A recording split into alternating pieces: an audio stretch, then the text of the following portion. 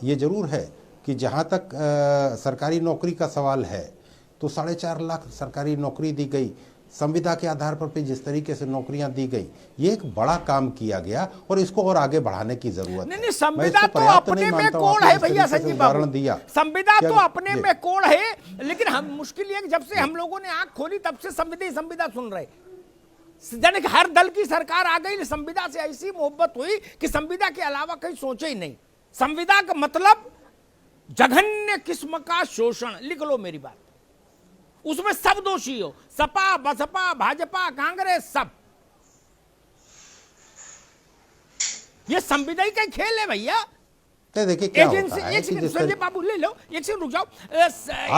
Agency के through आप workforce लेंगे, ठीक, 15% 20% कमीशन खाएगा एजेंसी वाला, उसमें से मिठाई भी देता है, जो उसको ऑर्डर देता है उसको मिठाई भी जाती है, वो अलग विषय है, लेकिन उतनी उधर कट गई। 11 महीने की इनका वो करेंगे, ठीक, और ये 15,000 पर साइन करेंगे तो 10,000 इनको मिलेंगे। क्या ये बात सबको नहीं पता? ये कोई गुप्त बात बता रहा हूं क्या भैया? और ये आज नहीं, ये अनवरत सिलसिला चल रहा पूरे देश भर में, अति हो गई। और बिजली का एक उदाहरण देता हूं, मैं तो एक ही चावल निकाल के रख दूंगा सामने, उस पर भी चिंतन करो। बिजली विभाग में जो परमानेंट है वो लाइन पर नहीं जाता, वो खंबे पे नहीं चढ़ता, ठीक।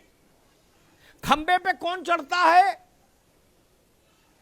गुड्डू पप्पू बबलू जो संविदा पर है, ठेकेदार के आदमी है।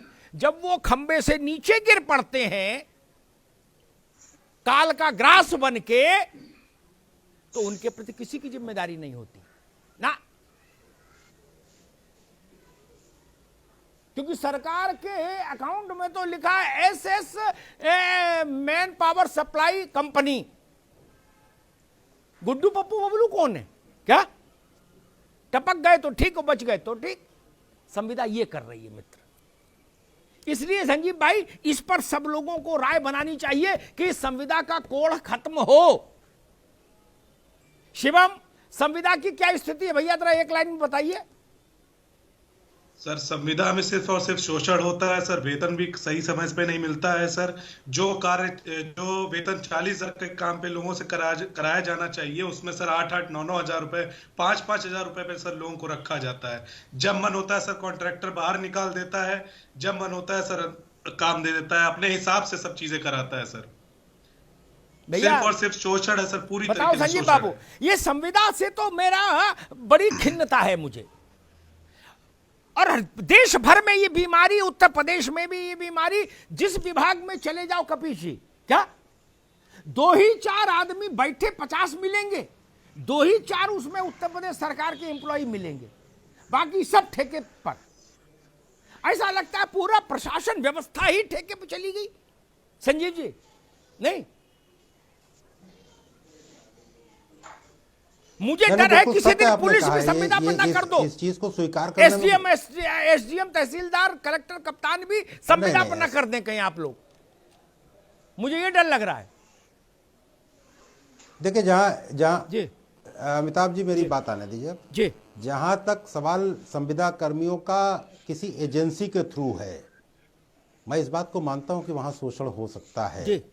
लेकिन जहां पर जैसे NHM में है, अब संविदा पर अगर मान लीजिए डॉक्टर्स को रखा गया तो वो किसी एजेंसी के थ्रू नहीं है। हाँ, ये जरूर है कि वो संविदारत अधिकारी या कर्मचारी हैं, लेकिन उनको इस तरीके की स्थितियां नहीं है। वो अलग बात है कि संविदा के पर बीच में मेरी बात हो रही थी, पार्टी में भी बात हो रही थी, और सरकार के भी कुछ महत्वपूर्ण लोगों से बातचीत हो रही थी, और ये एक बात आ रही थी कि संविदा कर्मियों के लिए कुछ ऐसा किया जाए जिससे कि उनको भी परमानेंट टाइप का किया जाए। तो इस पर उत्तर प्रदेश की भारतीय जनता पार्टी का संगठन भी और उत्तर प्रदेश की सरकार भी विचार कर रही है। मुझे लगता है कि ये बजट तो आने ही वाला है, बजट तो देश का आएगा, लेकिन उसके बाद उत्तर प्रदेश की सरकार 10 मार्च के बाद जब योगी जी की फिर से सरकार बनेगी तो निश्चित रूप से इसमें कुछ ना कुछ, मैं आपकी बात जो होती है वो निश्चित रूप से बहुत ही सत्यता वाली होती है, और मैं इस बात को रखूंगा जरूर उत्तर प्रदेश सरकार। बहुत बहुत आभार आपका।